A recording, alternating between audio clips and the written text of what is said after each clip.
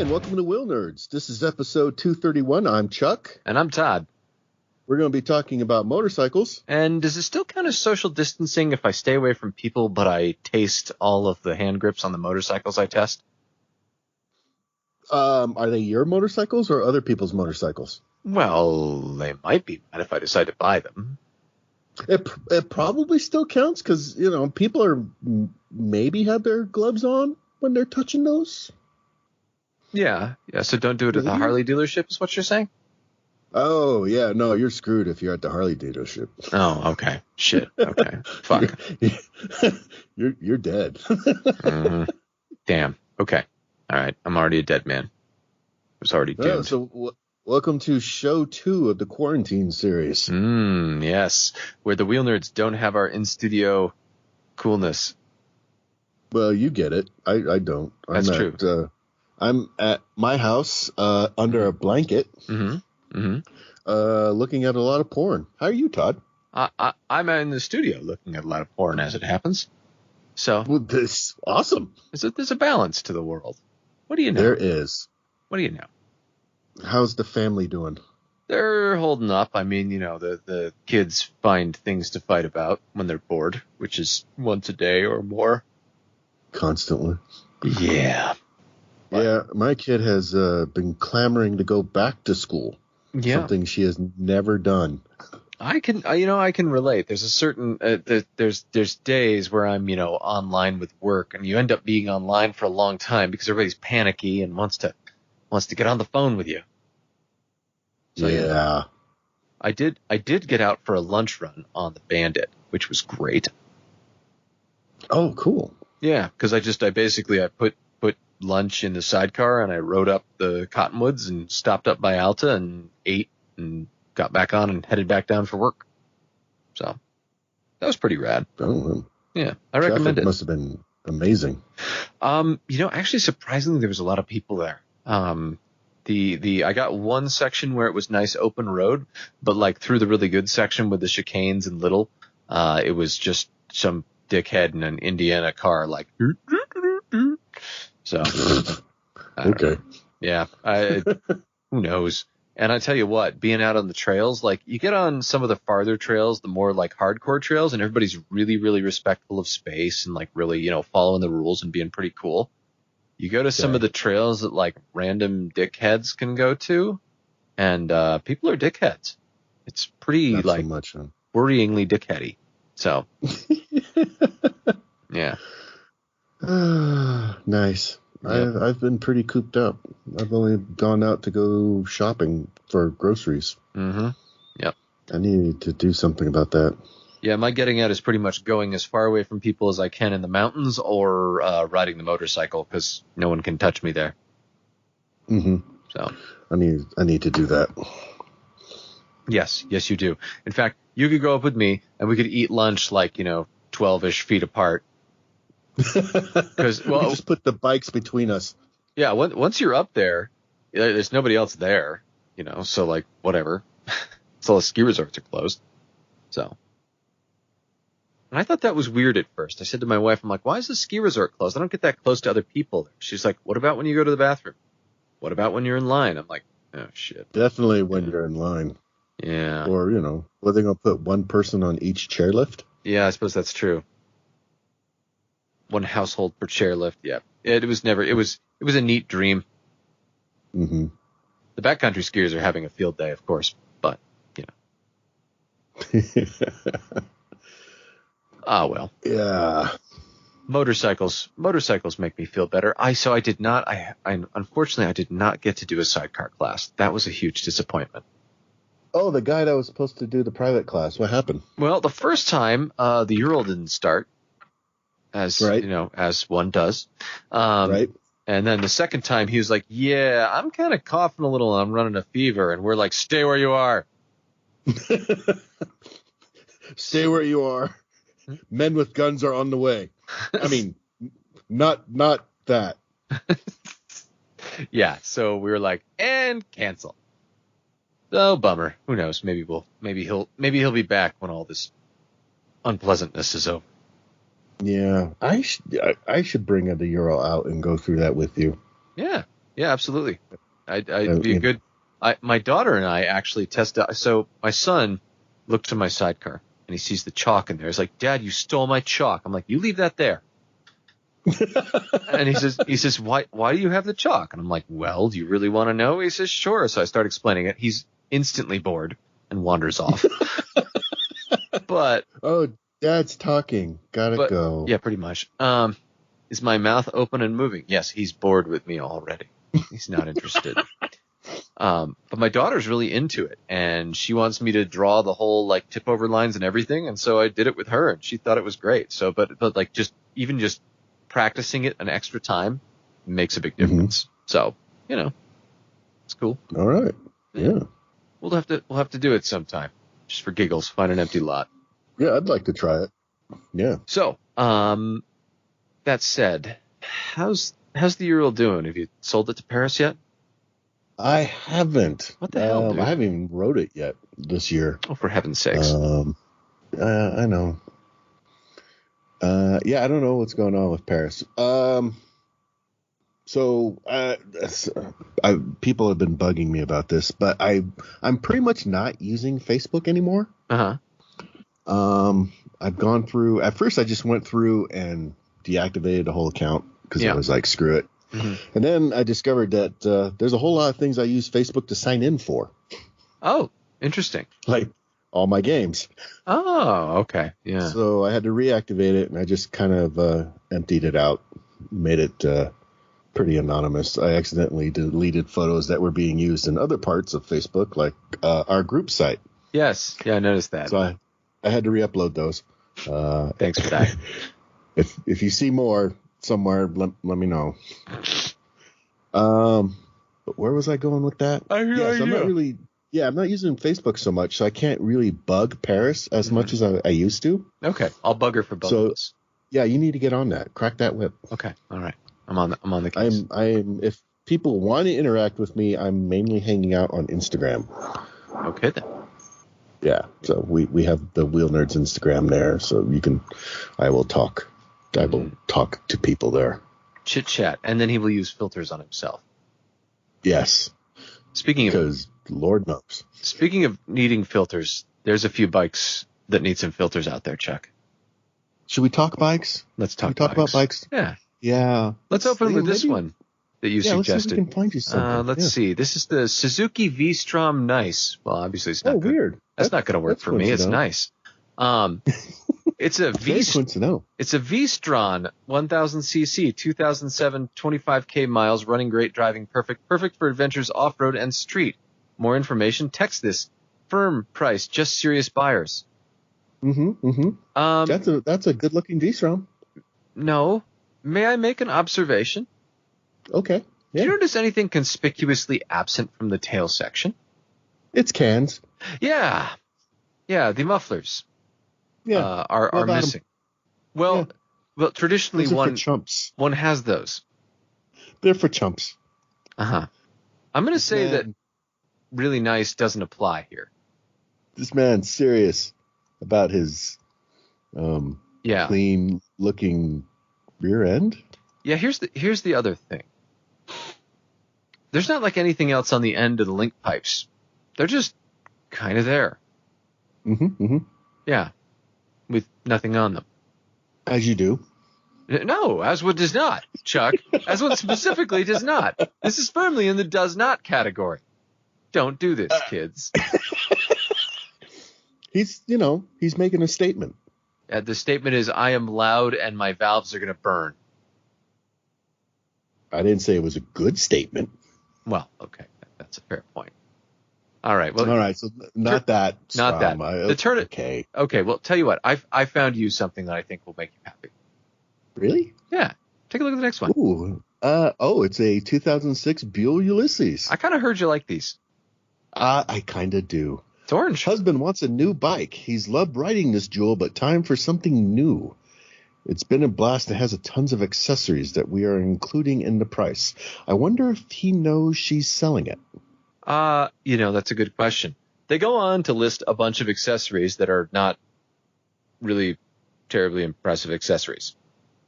No, it's pretty normal. It's got bags and We changed the mirrors, and it comes with some spare shit. Has battery tender? Looking at it real hard, I'm like, is this mine? Is this my old one? I can't tell. The can can't tell either. The can looks funny on it, which makes me suspicious of your old one, but I don't know. I'm like sitting here like, so there's that one picture, and I'm like, did I have a K&N sticker on my scoop? Yeah, I mean, in fairness, a lot of them have K&N. What I'm looking for, I'm looking for like rabbit blood. What about the scrape on the side case? Is that you? Who knows? I mean, I did have the factory side cases, so yeah, those are right. Yeah, those are much more beat up than I had them. Well, it may have since been beat up more. Been sleepy, yeah. Yeah. Did you have the weird mirrors like that? I don't think you did. It's hard to say. Yeah, it's certainly possible. It's a nice looking Buell. It is. 15,000 miles. Yeah. If I was in it for a Ulysses, I'd be all over that thing. I'm sort of not, right. But I'm waiting for my fuel. I'm staying strong, Chuck. Well, maybe we can find something else. Okay. Here's $1,000 for both or best offer. It is a bike in Nephi, Utah for $1,000, which is upside down. Is gravity different in Nephi? Or maybe the bike's up. Did he crash the bike? I don't even know. Anyways, it looks like it was probably an S. No, what is that? I don't. See, the problem is I have to turn it upside down to see it. I can't even really tell what it is. Yeah, I can't either. It blew. It blew. It could be, actually it might be an ER6N like Claire's, but, a little not like Claire's anymore. Claire's being mostly arranged in a straight symmetrical line. Is that tank dented all to hell? Yeah. The bar went into the tank and just dented it beyond all reckoning. Okay. Well, let's read the description and find out more. Bike runs, but got some problems. Buggy does not run, was told, due to timing. It is complete, though. Got them both on trade. Don't know a whole lot about them. Just don't want them anymore. More important shit to do. We'll sail separately. Just get them out of my yard. Text anytime. Call after 5 if necessary. Please help. Chuck. This is not stolen written all over it. Clearly. This smacks of not stolen. And also of upside down pictures. I do not want to buy this, Chuck. No? I prefer my bikes right side up and preferably not terribly dented on the tank. Little dents, we'll talk. Okay, well, that's a wash then. Let's maybe something else. Yeah, something like this one here. It's a Jesus Christ.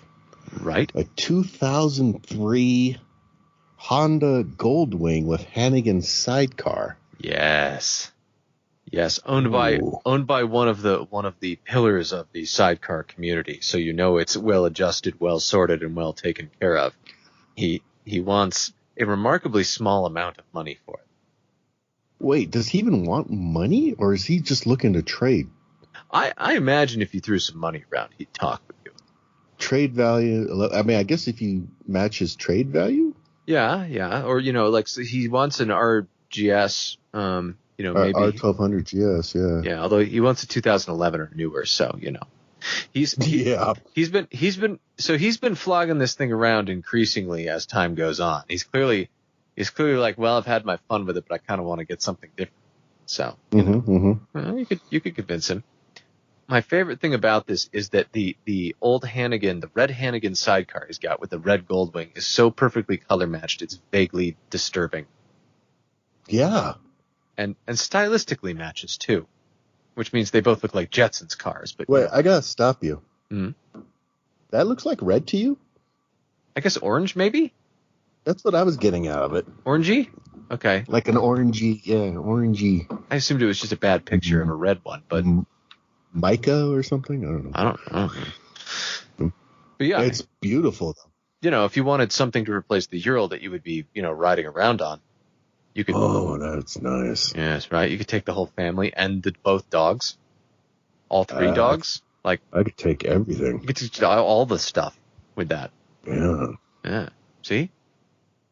Oh yeah, that's good. Yeah, that's not, you could sell the Earl and you need a couple grand and you'd be good, right? I mean, easy. Yeah, get on Paris. Mm-hmm. All right. Up next is a 2014. God damn it, Chuck. What is it? It's a 2014 Suzuki Vstrom 650. It blew, and Hey, look at that. And it looks really fucking good, and it's right here in town. Yeah. 2014 Suzuki Vstrom 650 DL650A, only 7,000 miles. Really? Wow. Runs and drives. Side damage, light damage. Wait a second. Side light damage. Oh, wait a minute. Where? Side damage, light damage. This has Wait. Hang on. Where's the other mirror? Oh, damn. Never mind. Whoa. Side damage, light damage here is a description that describes a big fucking hole in the fairing. Now on the whole, that's not unfixable. But if you fall hard enough with a Strom that it makes a big fucking hole in that fairing, which is, made of pretty strong, flexible material, I'm going to say that that's not good. There's a certain, no. That's a weird hole too, because it's like above. It's a big hole. That's an I fucking hit a tree or something while I was trying to play off-road Jimmy. Yeah, and it's like all scratched to hell. Yeah, or a curb, or I don't know. It just got the ever-loving shit cracked out of it. So that is not light damage. Well, maybe. Well, okay, wait, no. Maybe one of the lights is damaged. One of them is lightly damaged. Yeah. Okay. It has side damage and light damage. That's what it is. And light damage. Okay. Yeah, that's clearly what's going on here. Yes. That is the only possible. Because no other explanation actually makes sense. Holes that you can see through and pass beer cans through do not count as light damage, kids. Take notes. Wow, that's horrible. Yep. Okay. Well, let's see. Let's try something else. How about a Honda Valkyrie? Valkyrie. Valkyrie. Valkyrie? Valkyrie? They don't spell so good. No. It's let's see, 2000. And he continues spelling it that way. He's set. Honda, he's committed. It has a paint matching sidecar. Okay. Bike has 9,000 miles. All tires are new. Runs and drives great. 2000 with only 9,000 miles. This is sad a lot, is kind of what I'm thinking. Yeah, it's not as appealing as the ST. No, we'll get to that. Okay, there's a picture of the sidecar. Okay. Yes, you will note the sidecar is suspiciously familiar looking.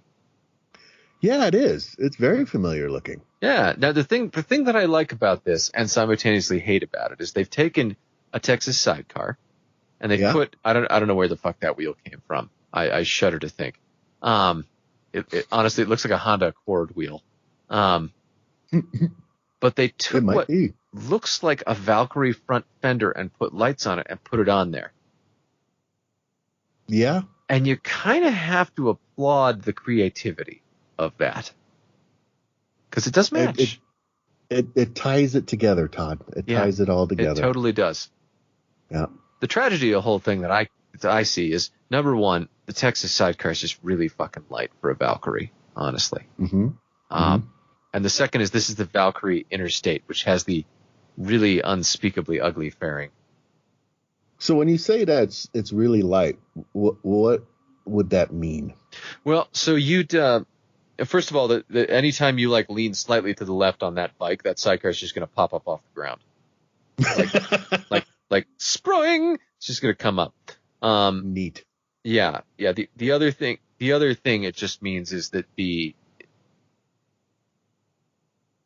it's going to ride a little funny. It's not going to ride like there's a sidecar there too bad. You're not going to have too much of the yaw effect with the weight, but it's going to be like a little squirrely. It's going to be difficult to adjust properly. It's a light sidecar and a really heavy bike, and that whole like asymmetry thing is starting to work against you harder and harder at that point. You could do it. You throw some ballast in it, you should be okay. But the moment any side force occurs on the bike, the sidecar is just going to pop up in the air. It's going to be. I love the picture he included of the front tire. Yes, I don't get it. Like, I have a front tire.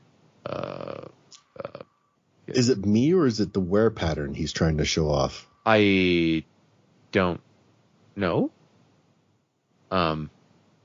It shows that he's got a little bit of lean out, so that's good, I guess. Yeah. I don't know. It's very strange. And he has an air horn. You can see it in the picture. He's got an air horn that's humongous, mounted between the sidecar and the bike. I still need to get that Godzilla horn. Yeah, I think that would be a nice addition to our modern lifestyle.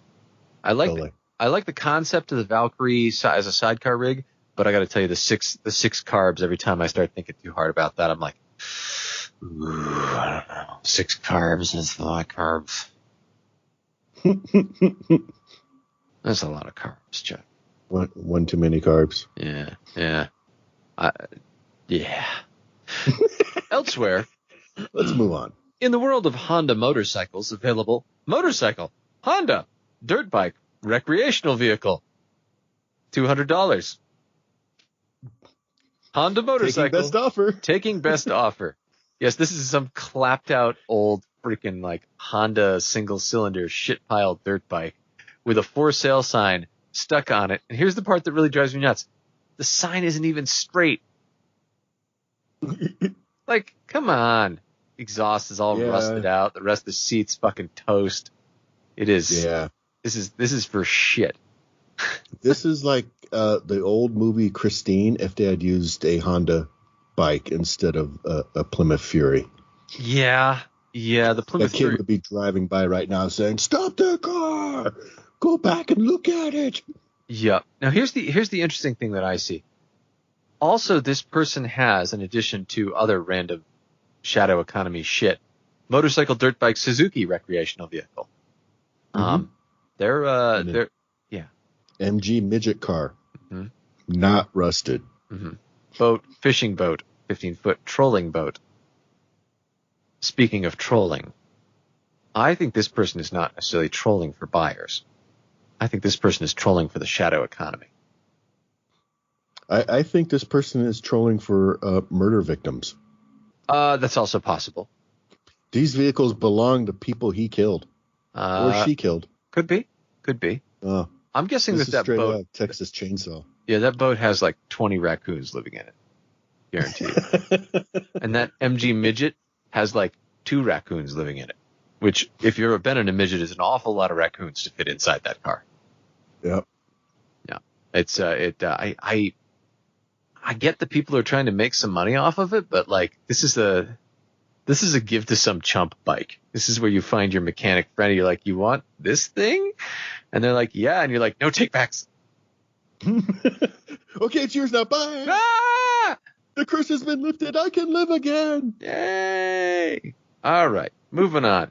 Suzuki Vstrom. God damn it, Chuck. Suzuki Vstrom DL650. Hey, look at that. A 2008 model year in yellow, which is a really good color. With 17,000 miles and clean title and no giant fucking hole in the side. Yes, well accessorized with, here's the stuff. It's the normal shit. It's not in mint condition. Good. Yeah, there it is. Yeah. Strom. Interesting. Yeah, you should totally go look at that. Yeah. Texting is the best way to reach him. Yeah, I'm holding out for the fuel still. Hanging in. The moment that falls through, something like this, the Gen 1 Strom that I can throw my beloved seat on, it's just it'd be over so fucking fast. All right, let's see what else we got next. What else we got here? We've got. God damn it! A Honda ST 1300 with sidecar and trailer. Look at it, Chuck.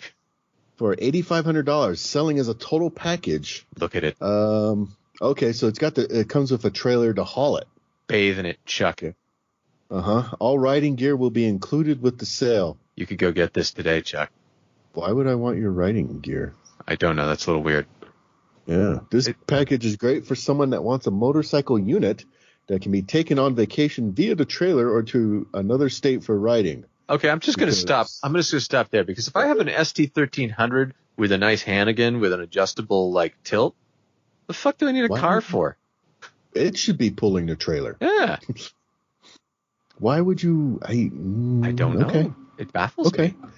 Okay. The easy trailer can haul 3 small bikes, 2 dressers, or the bike and sidecar. Mm-hmm. Set up for traveling with outlets for charging, GPS, XM, radio. Both the GPS and radio can be controlled with volume control via wired speakers. Why would you tow this somewhere to ride it? I don't know. It doesn't make any sense.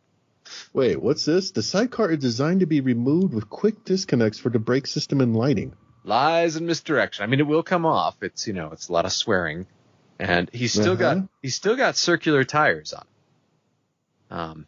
Yeah. So. I don't know. Me neither, but man, it looks nice. Yep. It is 18 kinds of gorgeous, that's for sure. Yeah. I mean, it's beautiful. Keep in mind, one of my dream rigs is an ST1300, like the Popp ST1300, with a white Hannigan sidecar.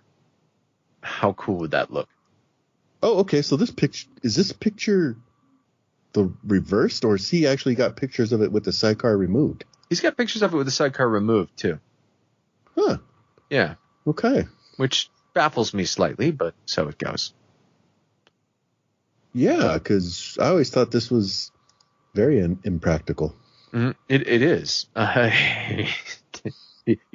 Because when you retach it, unless you made a lot of marks to make sure you retach it in exactly the same way, you're gonna have to readjust everything.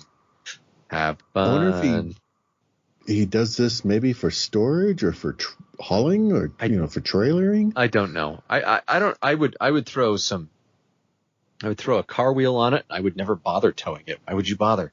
Just ride it places. It's practically set up to be a car. It's a freaking ST, man. Just ride it with nice sidecar. Mm-hmm. Oh, it's gorgeous. I like it. It's shiny. Yeah, it's nice. Pretty. You should buy it. Should I? Yeah.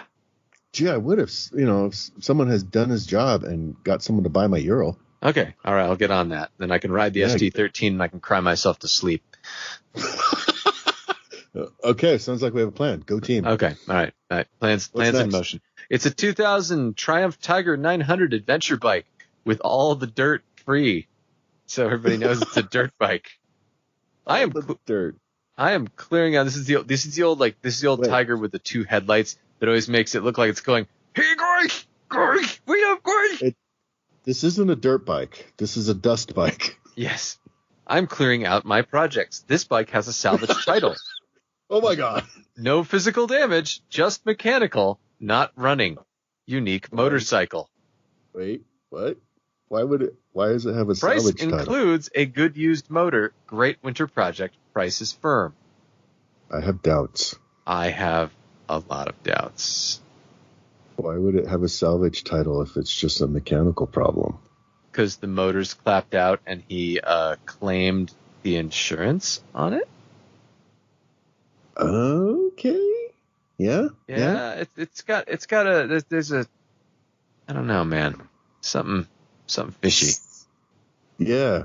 I don't understand. I don't either. There's something really weird here. Now on the flip side, let's be real.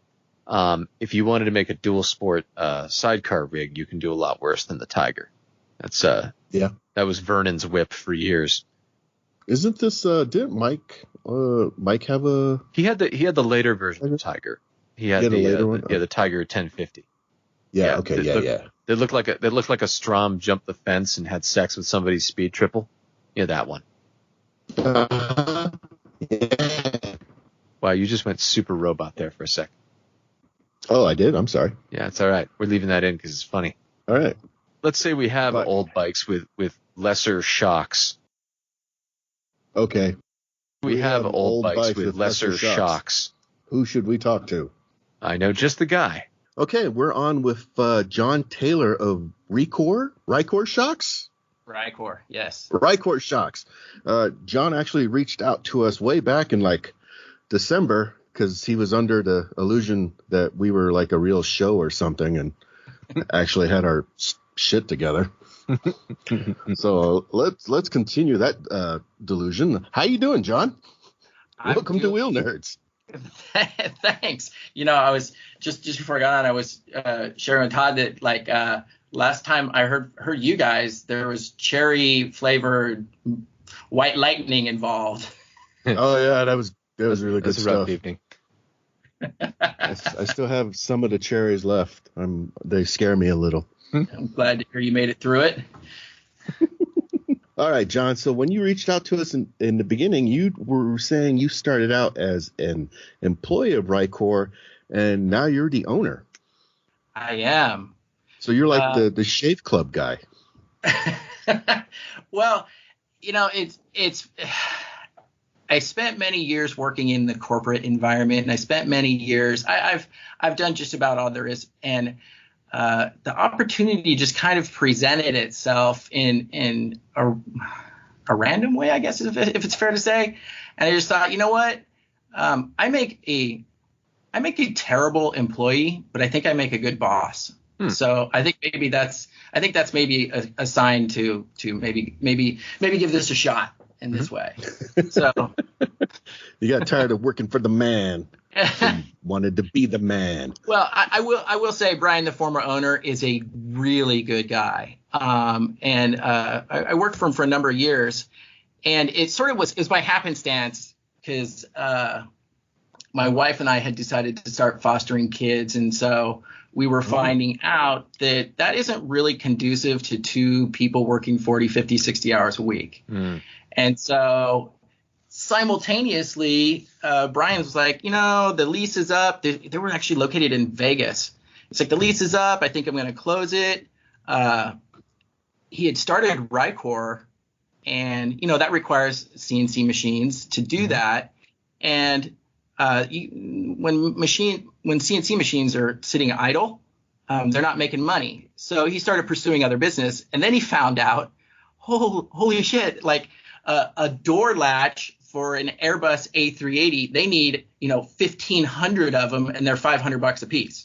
Oh, right? Well, so now there's 11 CNC machines going, and guess what? They're not really prioritizing parts for right.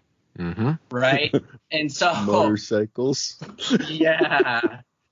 So at the time, I was trying to get out of the corporate world. I'm like, you know what? I need a kind of a part-time gig. He was thinking about closing it. I'm like, I'm in, dude. I'll tell you what, I'll run this company and you can focus on the aerospace stuff, and I'll make sure everything's taken care of. And he's like, you know what? That's way better than closing it. And so I did that for like 4, 5, 6 years. And then he was the only one that was making the parts. Everything that we put on the shelf is 100% made here. The only thing that we buy is like O-rings. Everything else we machine ourselves. Oh, wow. Yeah. And so what was happening was Ricor became a low priority because, Airbus 380 pays, all the aerospace stuff pays way better than the motorcycle stuff. And so I was really just having a hard time getting parts from it. It was really difficult. And finally, I thought to a buddy of mine who I race with, he has a business building very high-end off-road race cars, trophy trucks and stuff like that. Sure. And we were actually in business together in another capacity. But he's like, why don't we buy it? And I thought, you know what? That's a really good idea. And so that's really kind of the I guess that's the long version of how it came about is I believe in the product and I love it. And I'm a gearhead motorcycle geek as it is. And so I thought, you know what? Working for myself doesn't sound so bad, and doing it in a capacity, around something that I love, why not? So here we are. So speaking of geeking out, geek out with us for a minute. So I can go buy, an Olin shock where I will be gold colored and I will look like I'm very fast. Or I can go buy a shock from China, or, what's the thing what's the secret sauce of Ricor? It's the inertia valve in there. And so you'll talk about intimidators, which are the fork inserts that we do for damper rod forks. Mm-hmm. Yep. And then we actually make rear shocks. And we make the rear shocks. Most of our business actually is the Harley Davidson market. But we do quite a bit of stuff for the dual sport guys, the BMWs and the KLRs and the all of those dual sport bikes. So in the front, the guy that invented this, actually, it wasn't me. I'd like to take credit for it. But the guy that invented this is the same guy that invented that cantilever rear suspension that you see on dirt bikes. The name escapes me right now. You know, the shock is on that kind of cantilever system on the bottom. Yeah, the crazy ass, yeah. Yeah, he's the one that invented that, and he's also the one that invented the inertia valve. So in the front end, it works on the compression cycle. So, you know, damper rods are like, I don't know, I looked it up one time. It was like BMW in like 1940 came up with these damper rod forks. They started adding oil instead of just springs. Yeah. And so they've been around for, 50, 60, 70 years. And it's like one of those things that, like, if it's not broke, don't fix it. And sort of good enough is good enough. Mm-hmm. But they're prone with like serious things like brake dive. Mm-hmm. I'm sure everybody, both of you guys, everybody listening has hit those brakes, and that front end, like you almost take a bite out of your handlebars, and the front end is hitting the fender, and yeah, we all know what that is.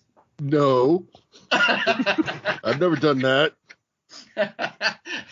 So the inertia valve knows the difference between that's chassis input, that brake dive, like when you're entering a corner and the bike is compressing down on the wheels, that's chassis input, right? Then you have the other input that suspension sees, which is wheel input. We call it an event, right? Mm-hmm. So that's when you're hitting a bump in the road. Gotcha. Right. And so the inertia valve sits on top of the damper rod. So when you hit your brakes, that's the fork tube pushing down onto basically the wheel, right? Well, there's nothing activating that because that's not the part of the suspension that's moving. When you hit a bump, then it fires that inertia valve. It opens it. So when you're receiving chassis input with the fork tube pushing down, it forces the oil through a shim stack, much like a conventional piston or like a cartridge style fork. And so you have a shim stack in there. Right. And so it's forcing it through that shim stack, controlling that compression. Right. And then if you hit a bump, it opens that inertia valve and allows the oil to go through a secondary circuit. It's like tuned and allows the normal damping to take place. So like we all know what brake dive is. And then everybody's like, entered that corner and you're pulling some G's into that corner and the bike is compressing down and it gets a little sketchy. I don't know how geeky you want me to get. I can go into like geometry and all of that stuff of it, but basically your wheelbase is changing and you're on the edge of your tire. And so that's why things get swirly. So if you slow that down, i.e. send it through the intimidator shim stack, then it's happening at a slower rate. And we're talking, milliseconds here, but it's happening at a slower rate. Therefore, it becomes more predictable and it becomes more controllable and all of those things. More linear action. Okay, all right. Yeah, and then the rear shock is the same kind of deal where you have the two types of damping depending on what's creating it. Yes. Here's the caveat. It's on the rebound stroke in the back. So, and it's really cool, especially when you're talking about like the dual sport guys who are like if you're going through a bunch of whoops or something like that, and everybody kind of knows what packing up is, right? Mm-hmm. So with that inertia valve firing, your wheel is dropping down into the rut instead of trying to suck up the next one. So it's dropping down, providing you with more travel. The travel rates, the numbers we've kind of come up with is somewhere around 60% faster. Mm-hmm. So as you hit a bump, that rebound's happening 60% faster because it's opening up its secondary circuit and allowing that bleed to happen super fast, right? And then during chassis input, if you do hit a bump, like maybe you G out, it's not going to buck you off with that fast rebound because the inertia valve isn't firing. Gotcha. My teeth could really have used that a few times on the Vstrom back in the day. There was a couple situations where,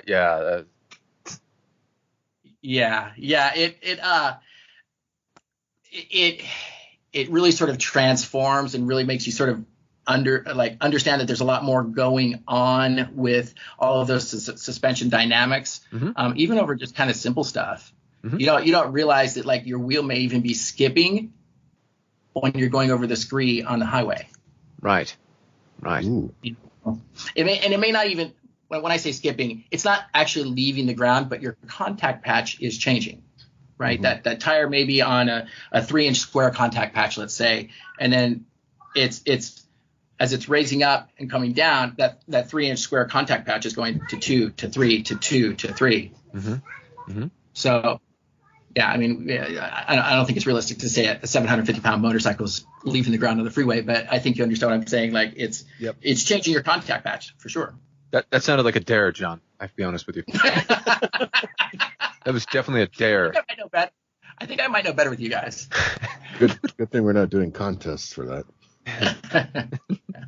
So now the combination of the big honkin' Harleys and the dual sports is kind of an oddball. Now I guess I can see where it makes sense for the dual sport in the way you described it. Is it useful for the big touring bikes because they just want a cushier ride? I mean, how do the two things translate together in terms of shocks?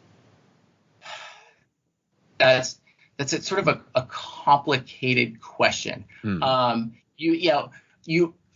Here's what I'll say. Like when once upon a time when I was working with my current business partner, we had a business building off-road race cars. Yeah.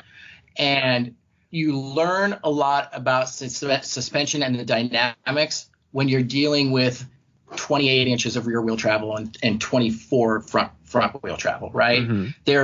The things that happen in those suspensions are obviously magnified, right? Okay. And so it teaches you a lot about what's really transpiring. So the inertia valve is really significant for the off-road guys, right? Because those are the guys that are really going to experience the full benefit. It's all about rebound. It's all about rebound.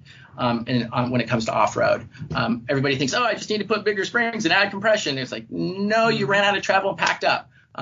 Things like that. When you're talking about some of the bigger touring bikes,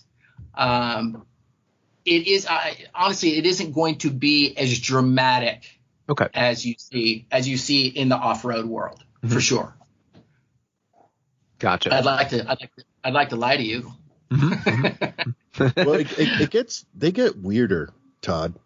So I was looking through their webpage at the Street Shocks because I'm interested in shiny things, and not only is his Street rear shocks rear suspension primarily for Harley, but it's also primarily for Triumph.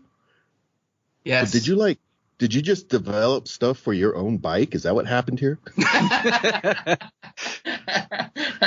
No, actually, the R&D was done prior to me. And there was a large portion of it done. And I'll tell you what, it's super old school. It started out like, do you guys make shocks? I see you make them for Harleys. Do you make them for Triumphs? No, but bring your Triumph over here. Let's figure it out. And yes, we have a $30,000 dyno, and so we can take your shock off, we can put it on our dyno, and we can tell you. And I always have to kind of chuckle at some of the forums and stuff like that you see, and everybody's got all of these changes they made and how they made their suspension better and all of these things. I'm like, yeah, or we can just put it on our $30,000 dyno, get some numbers, and we can really see the change. Oh, come on. Say what you really think about all the fixes. I'm going to put a washer in here. I'm going to put a booster sock on my Bandit. If you put an extra spacer in here. Dude, if I could even tell you how many there is, and let's just say on one of the more popular Harley forums, there is an extensive 40-page thread on a guy that did some work on our intimidators in the front. And God bless him, you know what? I'll bet he did make that suspension super cool for him on his bike, on his riding style, on his terrain. all of those things. And so the big misconception is, well, if I do all that stuff, it's going to work like that for me. Well, no, that's not really how it works. So yeah, there is a like, well, people always want us to put a bleed hole in it because that's part of this thread, and it makes me crazy because I'm like, you're just bypassing everything that we're doing. It doesn't even make sense. So yes, there is a lot of stuff. There's a lot of stuff out there that guys, and God bless them, because that's how, I guess, how technology moves forward. But we're the ones that put everything on the dyno. Actual equipment you can measure this with. Like we have hard graphs that show us when we make a shim change of 3 thousandths, we can see it on the dyno. I don't need none of that science number crap. You mean you can do science to it? Hey, have you tried putting another skull on it? I noticed a lack of skull on the shaft here. Right, a skull might help, or an eagle. Yes, it would certainly make it faster. So yeah, I mean, if you look on our website too, it says like our service guarantee is lifetime. Mm-hmm. So it's kind of like a Craftsman wrench. Mm-hmm. We don't really care where you got it, how you got it, what bike it's on. We'll fix it if it leaks or you want it changed, we change it. That's pretty awesome. I mean, I got to be honest, compared to Olin's where you're like, it's leaking, and they're like, that bucket sucks. Click. You don't say. Huh. Click. Want to buy a new one? So I have been building the shocks for probably 6-7 years now. And I think I see maybe one set a month. And they're typically, the reason I know that they were before me is because we used to have a bronze bearing in there, and the ones since I've been doing it's always been a DU bearing that the shaft slides in and out on. And we see mostly those bronze stuff. So these shocks, they're lasting. Like, it sounds like a crazy idea to do that, but they actually do last. Nice. I have one guy. He's got an SV 650, or no, I'm sorry, an FJ 1200. He has had his shock back to me three times. He's also got 80,000 miles on his motorcycle. So, wow. We had a first setup, and then it came back because he wanted it a little bit more plush, and then we sent it out, and then I've seen it back. Yeah, I've only seen it back once since then, or once or twice. But yeah, I mean, you're talking about a guy who's commuting with that bike every day and putting 40,000 miles a year on it, if not more. Mm-hmm. Yeah. So, it isn't hard to guarantee they last. So now let's say I don't have one of the bikes that's listed on your website. Take, for instance, I don't know, let's say I have a Busa. You're saying it wrong. Oh, am I? Yeah, you got to say it deeper. Oh, okay. Let's say I have a Busa. There we go. Better? Okay. Is that something where you guys can make a custom shock, or is it pretty much turning out the ones that sell to a lot of different bikes? Yes, we do that. Here's what I'll say. There has to, typically when we do something like that, I'll tell you what, you send me your shock. Mm-hmm. I will build you one. I'll put it on our dyno. I'll match the compression and rebound numbers. I'll put our inertia valve in it and stuff like that. And I'll send it to you typically for free. Mm-hmm. Right? Oh, all right. With the caveat, I'm probably going to want to see that back a couple of times. If you're not near us, I'm going to want to see some video and see how it performs. Opening the door for anyone to call me up and say, hey, I've got a 1984 XR 250. Can you make a shock? No, probably not. Dude. I've got a 2002 Suzuki Bandit 1200 with a sidecar on it, so it's carrying a little extra weight. Can you make me a shock for that? Not hypothetical. Yes. The short answer is yes. but anyway, there are dynamics like the angle of the shock has to be pretty close to vertical. Like some of the Harleys are laid forward, and then people put those lowering kits on them. It lays them even further forward, and so inertia doesn't like to work in an angular environment when it needs to be vertical. So those things, Ninja 650s are out with that crazy sideways shock. Yeah. Anything that has any sort of weird cantilever setup like that is TL1000S springs to mind. Yeah. So those I can't make inertia. We played with it for a while on horizontal with trying to do it with springs and stuff like that. Mm-hmm. We actually tried it on an off-road vehicle. And to limited success, it's just not really. Newton would be ashamed that his laws of motion were put into the horizontal environment with that valve. You're implying that gravity doesn't work that way. Not typically. That also sounds like a dare. But yeah, really what goes into the equation is, you're right. Like if there's a perceived market there, I'd be foolish not to do that. Offer up a free shock and you gotta work with me and give me some R&D and things like that. And we're probably, real R&D, even with us putting it on a dyno, figuring out what spring rates they are and what, there's a little bit of change when we switch over to our shock and the spring rate stuff, figuring out and doing all of that stuff. There still is some tuning that has to happen. Sure. And that's you gotta not all bikes are super friendly about taking the shocks in and out. So there's work involved in a lot of them. So all those things are baked into that sort of thing. Mm-hmm. But yeah, that's how we've gotten a lot of our R&D. Ah, okay. Which accounts for some of the Triumph stuff, because of course getting the shock off a Triumph requires a wrench. And a what? One wrench, not even two, because they have the captive bolt on the bottom. At least they used to. So it was literally one wrench to get it off. Yes. We are inserts. Yes, they are made for a stud. It's got a nut on it. Mm-hmm. But yeah, I'm not opposed to that stuff. Like I say, it has to be the right thing in the right environment. We did. When we were in Las Vegas, there's a couple of Harley dealerships, and that's where we got a lot of our Harley R&D from. They would bring the bikes over, brand new bikes over, for us to develop the product. So, okay, it just depends. Were they like then bundling your product into their bikes to put on the showroom and sell them that way? Or? So there was a couple of instances in which Ricor was very close to being a factory product on Harleys. Let's just say that.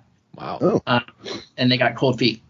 Or I don't, what I say cold feet, I don't even know. It was the former owner, but Edelbrock, they made those like automotive shocks, those like pressed can, they look like stamped steel sort of shocks, and they had an inertia valve in it. It was ours, but they just didn't market it quite right, I think is probably the reason. But they were close on a couple of different fronts. One of the biggest ones was Harley. Gotcha. So tell us a little bit about yourself, Jon, because you're clearly into shocks. I mean, you make shocks after all. So what do you ride these days? Should we just go through the list of bikes with available shock and guess? So as I was talking to Todd earlier, we got into being foster parents, and I got a couple of boys now, and they're 5 and 6, and this is probably the fourth. I have a 1969 Honda Z50 right behind me. Oh my. Okay. Yes. Ironically, hardtail. There's no shocks on it. I was gonna say, do you make them stop every once in a while? Like, hey, just let me adjust the shocks. I'm still trying to cram an Intimidator down that fork, and it just won't go. Try more hammer. Yeah. But yeah, I sold everything probably 3 years ago. I had 7 motorcycles, and I'm the only one in my house with a motorcycle license. So I mean, and it was everything. I had a CBR 600. I more dual sports than I can think of. And I just kind of turned the corner, and I liked tinkering with these little vintage Hondas. And so what got me started on it was my biological daughter, who's now going to be the 13 here in June. She was getting old enough to where I thought, you know what, she could stand up on one of these. She can almost ride a bike this time. And so I got a hold of I think it was a 1970 Z50 on that one. And so as girls will be girls, I said to her, honey, these came in silver and red, blue and silver, and I think it was white and yellow. I said, which color do you want? And she said, purple. So the first Honda Z50 that I restored was purple and white, metallic purple. As one does. Yeah. So I tinker mostly now, and then I mostly because I've been racing in trophy trucks. Off-road, Baja 1000, Mint 400, Baja 500, all of those. I've done the 1000 twice. I've done the 500 4 or 5 times. I've done the Mint 100 probably 5-6 times. And so I really got into off-road racing. And I'm a co-driver. So I'm the guy that sits in the passenger seat. Eats popcorn. Ironically, it is a very zen environment for me. But yeah, so the co-driver handles all, obviously, the telemetry of the car, and then I'm the guy. I say, like, we use a numbering system, so I'll say right 3 1000, right, and then I'll go right 3 500, and he's coming back to me, got you. And so we use a numbering system, 1 to 6. 3 is a 90-degree turn, and then 6 is a hairpin. Yeah. So if I say to him, I can say to him, like, right 3 hard 1000. So that means 1000 feet, there's a right turn, 90 degrees, and it's going to be a hard one, so you're going to have to slow down. So I'm the guy that does all. You're like a talking trail book. Yes. Do you ever just to screw them go, recalculating? Make a legal U-turn when possible. No, but I now you're gonna. He will. I might have called an easy right, an easy 3 in Mexico one time, put us on our lid. But I mean, that might have been me. I'm not sure. There wasn't any recording, so I can't be sure it was me. Can neither confirm nor deny. Yes. Does he ever like look over at you like mid drive and be like, "Get out there and check the suspension"? Feels a little weird on the right. No, you know what though? I am the mechanic, so I have to know everything from a power steering pump to and dude, it ain't NASCAR style wheel changes when you have a 39-inch 100. There's a lot more swearing involved. You don't just pop that thing off and throw it on the air. Okay, so put yourself through like the 500. It's when we got in the car one time in the 500. I'm not even kidding you. I got in the car and I said, I'm gonna die in here. It was so hot. It was easily 140 degrees in the cab, right? And so do that for 2 hours. And by the way, your navigation shuts down because the iPad you're using overheats, and of course they don't work. So you're zigzagging through the desert, and it's 130, 40 degrees in the cab, and then you get a flat. You know how fast you move when – first of all, you're like, thank God I can get out of the car. But, yeah, you got to pull the jack off the back and hammer those wheels off. And, yeah, it ain't NASCAR, that's for sure. You know, my father gave me a piece of advice once. He said it's important to know the name of every part so that you can curse them accurately when they break. Yes. Nice. Yeah, well, I was racing with this guy, another guy one time, and we got a right rear flat. So I jump out and I'm out there, I'm buzzing it off, and I get back in. I'm just like sweating. I looked over and I'm not even kidding you. He was smoking a cigarette sitting there. Like, what? You son of really, dude? He's just checking his texts. Let me tweet this. Hang on. Mechanic changed the tire real slow. Click. Yeah. Smiley face. Send. Like, you're the one that hit the fucking rock on my side, by the way. What? My side. He's a crack driver. He wasn't going to hit it on his side. I still say to this day, we've rolled over more times on my side than his. I want to know what's up with that. He just clearly you're his favorite person in the world. It means you don't have to run so far to fix it, right? So what's your favorite motorcycle? What's my favorite motorcycle? Yeah, you're like around so much.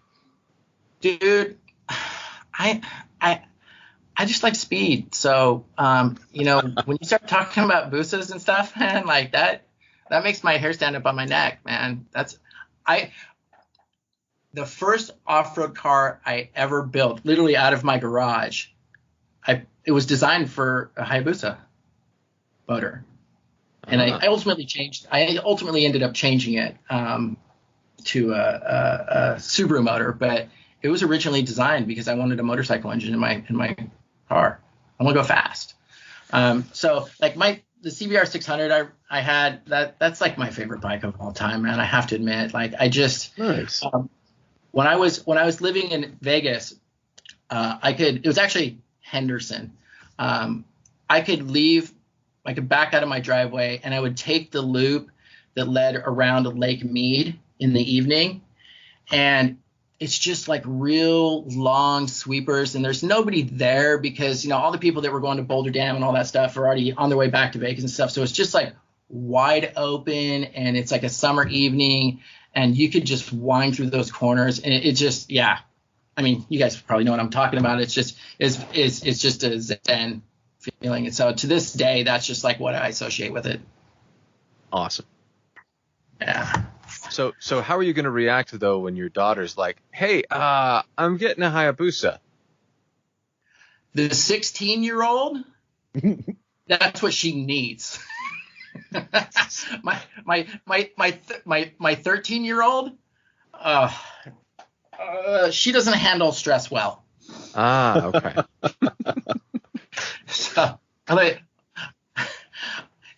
So we have a couple of husky dogs at home, and one's a boy and one's a girl, and dogs are prone to getting stuck together when they populate. Mm-hmm. And she didn't know they were kind of stuck butt to butt, and she went out there and she was screaming, and I go run out there thinking they were like in a fight or something, and I go running out there. After I assessed what was going on, I looked up and she was gone, and she had ran across the street to the neighbor's house crying because my neighbor was like, "What's going on?" She's like, "The dogs. And my neighbor's like, she's a nice younger woman. She's like, I didn't know what she did. I thought the dogs were killing each other. I'm like, no. One of them's killing it, all right. I don't think she is she's not gonna do anything on two wheels. I take that back. She's got an XR70, so she's riding that. But my 16-year-old, that would be right up her alley. She would be the one. She will be the one that has the helmet cam video looking over her shoulder with the middle finger in the air at the cops. Mm-hmm. Oh my god. That'll be her. That'll be her. What if those flavor of teenagers has? She doesn't need a motorcycle to do it as it is. It's just a nice addition. Really brings the whole thing together, huh? Yeah. So how's the gray hairs coming in? Yeah, full head of them. Getting there. So what's the bike that you really wish somebody would show up and be like, "I need Ricor Shocks for this thing"? Oh. Wow, that's a really... Please say it's one of mine. Please say it's one of mine. No, I'm pushing for the V85 right now. Here's what I'll say.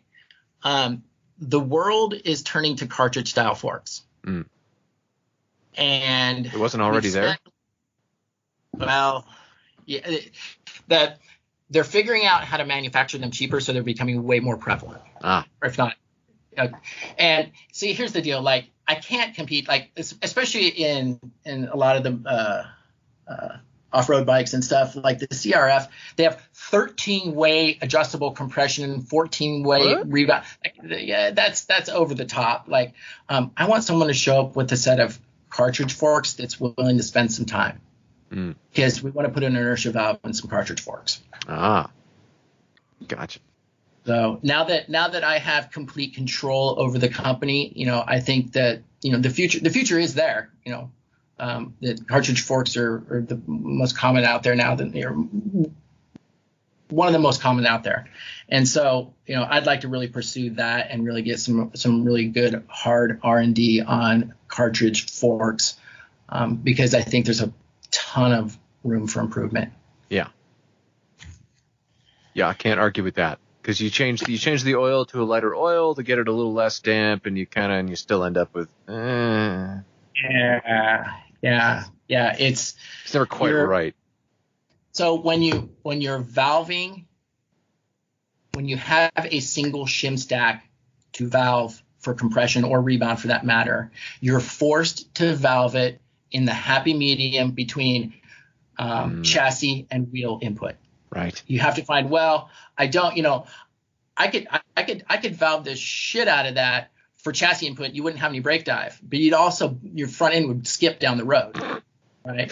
Or I could do it the other way around, but every time you hit the brakes, you'd fall over the front of the bike, right? And so you're forced to find that happy medium anytime you're dealing with a single shim stack. And so with a cartridge style fork and putting an inertia valve on there, I could valve that shim stack 100% for chassis, knowing that that's going to fire when it receives wheel input and go through a different circuit.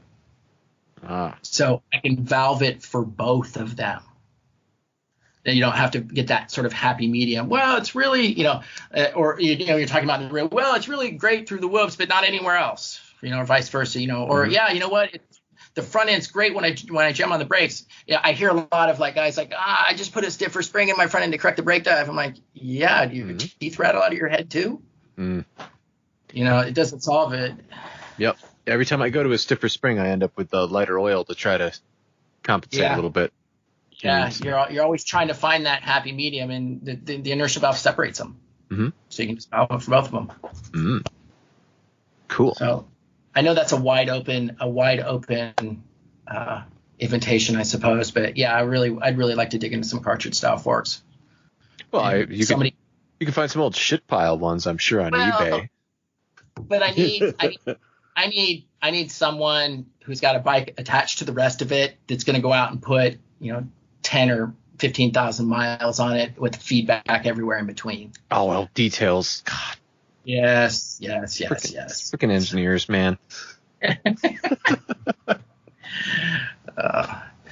So, John, where can people check out if they want to go buy some Ricor Shocks?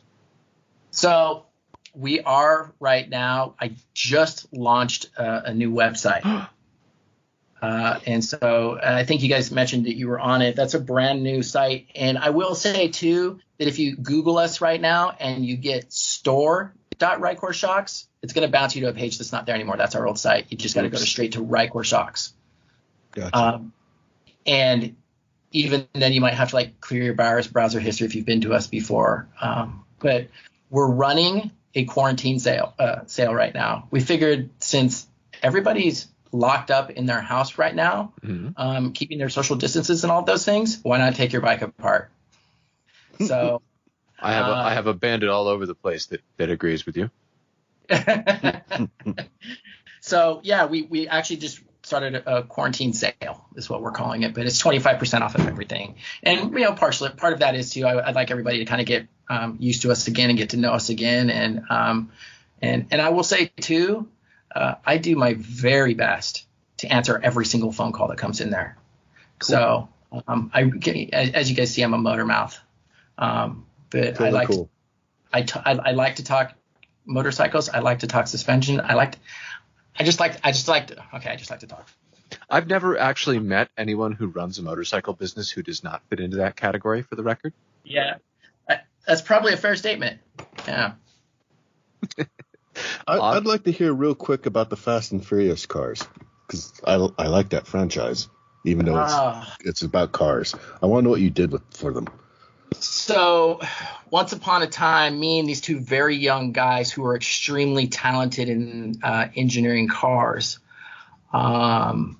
decided to start building race cars for a living. And that's what we did.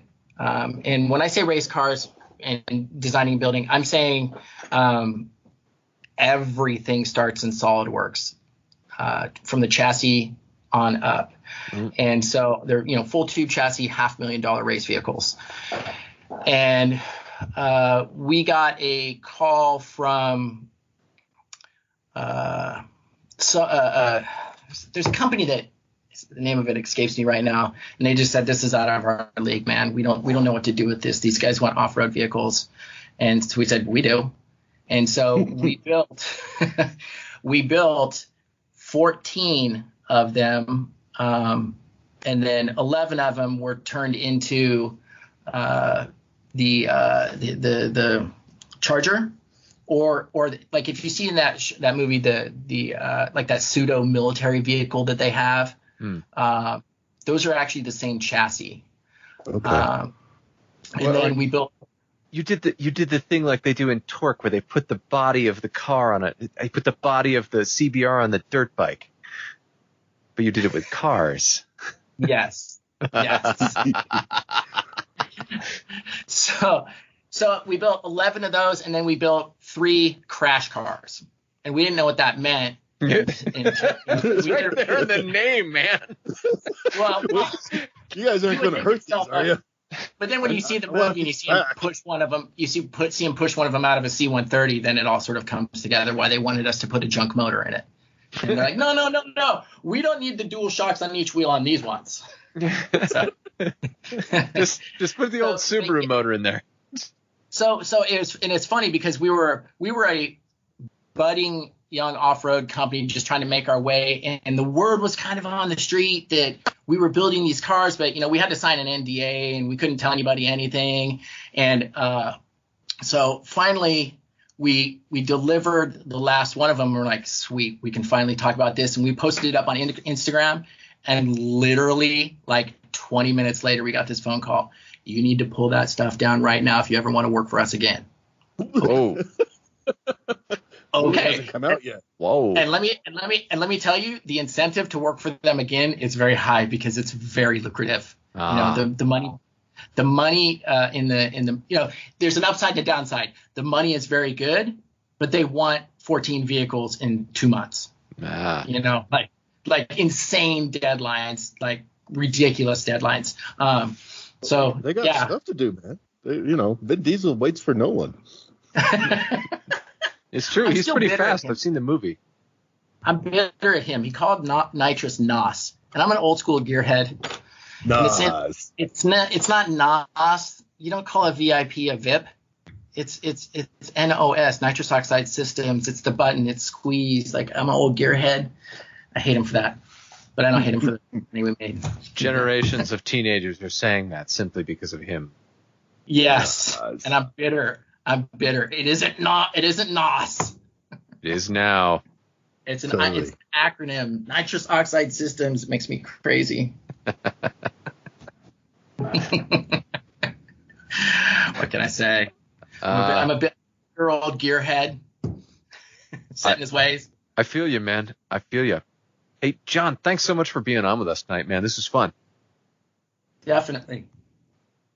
I'm trying to think of what I can mispronounce around him just to sign off to make him mad.